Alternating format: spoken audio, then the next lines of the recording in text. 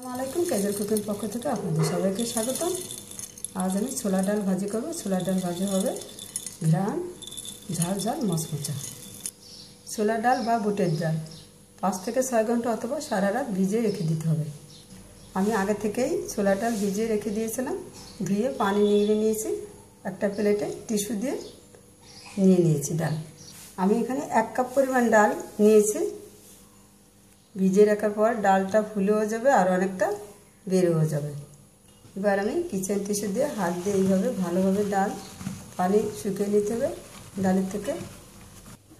আমি পরিমাণ মতো তেল গরম করে নিয়েছি। আপনারা যদি বেশি করে ডাল ভেজে নিতে চান তাহলে এই তেলের মধ্যে বেশি করে ডাল দিয়ে ভেজে নিতে পারেন।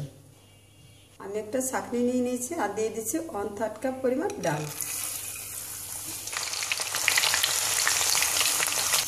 ডাল ভাজা হয়ে গেলে তেল চিটচিটটাও থাকবে না আর ডালগুলো এরকম ভেসে উঠবে আর ভাজা সুন্দর লাল হয়ে গেছে দেখতে।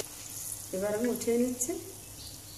আমি একটা প্লেটের টিস্যু নিয়ে নিয়েছি, দিয়ে দিচ্ছি প্লেটে রেখে দিচ্ছি। আমি আরেকবার ভেজে দেখিয়ে দিচ্ছি। তেল অনেক বেশি গরম করে নিতে হবে। আমি টিস্যুর থেকে তেল ছাড়িয়ে নিয়ে অন্য প্লেটে আরেকটা প্লেটে নিয়ে নিয়েছি।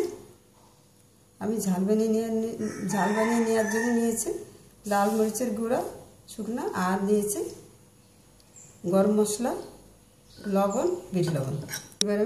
এবার আমি ঝাল মশলাটা দিয়ে দিচ্ছি। এবার ঝাল আর ডাল দিয়ে মিশিয়ে নিতে হবে। মিশিয়ে বয়মে রেখে অনেক দিন খেতে পারবেন। হয়ে গেল ঘ্রাণ ঝাল ঝাল মচমচা ডাল ভাজা।